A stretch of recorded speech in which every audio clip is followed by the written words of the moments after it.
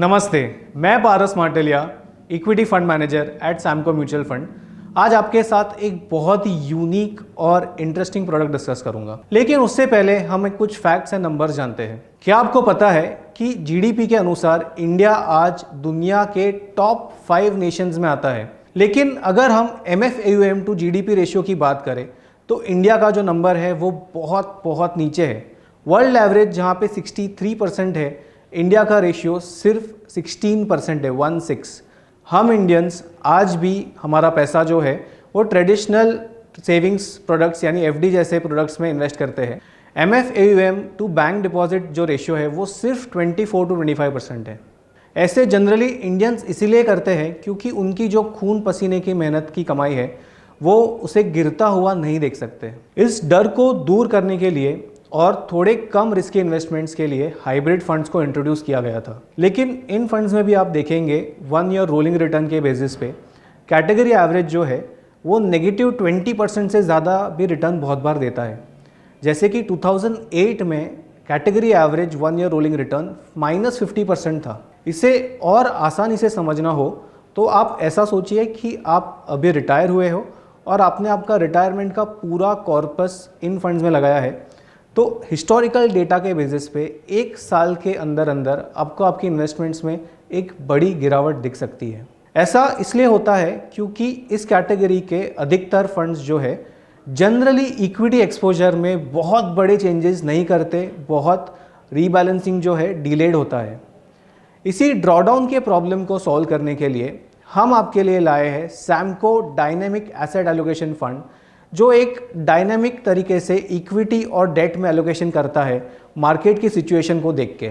ये फंड हमारे proprietary transformer model की मदद से चलता है, जो मार्केट कंडीशंस को ध्यान में रखते हुए 0 to 100 इक्विटी या 0 to 100 डेट में शिफ्ट हो जाता है। अगर आप इस इमेज को देखेंगे तो ऐसे अप ट्रेंडिंग मार्केट्स में ये फंड इक्विटी में एक्सपोजर ज़्यादा रखेगा एंड डाउन ट्रेंडिंग मार्केट्स में डेट या आर्बिट्राज में ज़्यादा एक्सपोजर होगा। ट्रांसफॉर्मर मॉडल को अगर और अच्छे से समझे तो इसके 2 हिस्से हैं। पहला हिस्सा है ट्रेंड मॉडल, जो इसका स्ट्रेटेजिक एसेट एलोकेशन मॉडल है।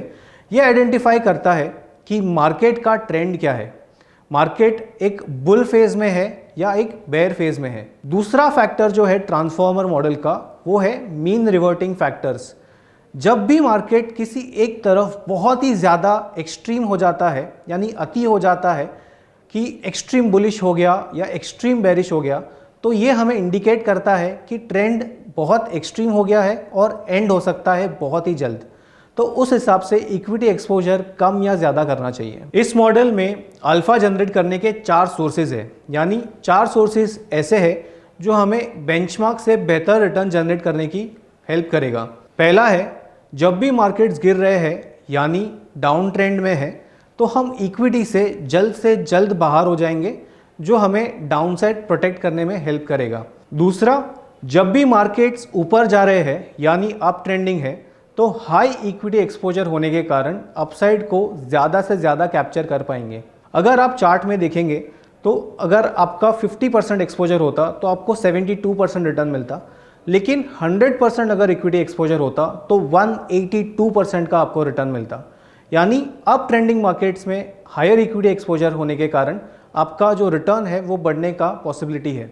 तीसरा, जब भी हम इक्विटीज़ में रहेंगे तो हम मोमेंटम वाले large, mid and small cap के 90 से 100 स्टॉक्स का पोर्टफोलियो बनाएंगे। हिस्टोरिकली देखें तो जब भी बुल मार्केट्स होते हैं तब स्मॉल एंड मिड कैप ज़्यादा रिटर्न्स देते हैं, एंड जब भी मार्केट्स डाउनसाइड होते हैं या डाउन ट्रेंडिंग होते हैं तब generally large caps out perform करते हैं। तो अप ट्रेंडिंग मार्केट्स में मिड एंड स्मॉल कैप का एक्सपोजर होने के कारण बेहतर रिटर्न मिलने का पॉसिबिलिटी है।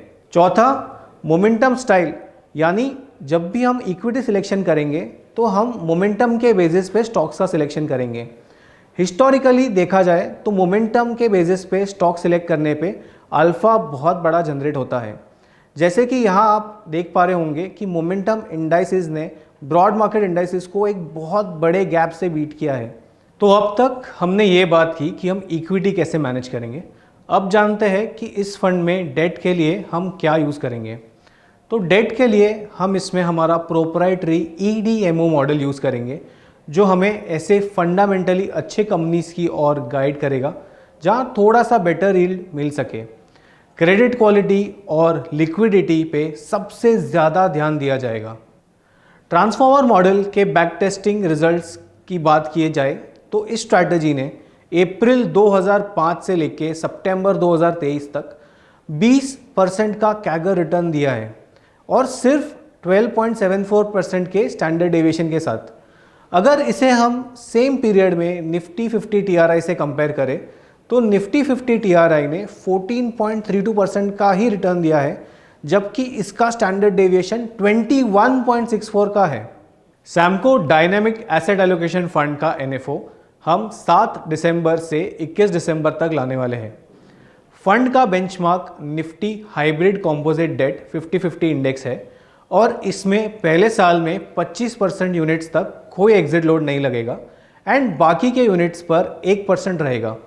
एक साल के बाद 0% एग्जिट लोड है।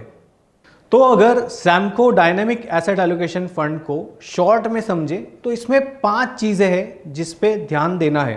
पहला, मोमेंटम के बेसिस पे इक्विटी एलोकेशन डिसाइड होगा। इक्विटीज में तब ही एक्सपोजर बढ़ाना है जब मार्केट्स एक अप ट्रेंड में है। दूसरा, ड्रॉडाउन प्रोटेक्शन।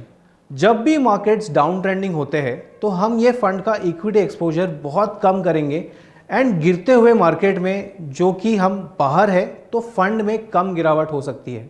तीसरा, फंड डायनेमिक नेचर का है जहां पे ये 100% नेट इक्विटी और 0% डेट से 0% नेट इक्विटी एंड 100% डेट या आर्बिट्राज भी हो सकता है अगर मार्केट का सिचुएशन ये डिमांड करे।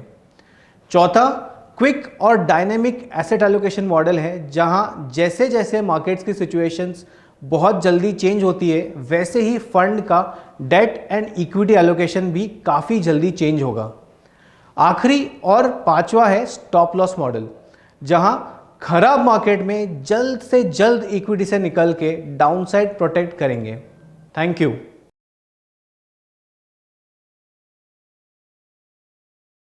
म्यूचुअल फंड निवेश बाजार के जोखिमों के अधीन है। योजना से जुड़े सभी दस्तावेजों को ध्यान से पढ़ें।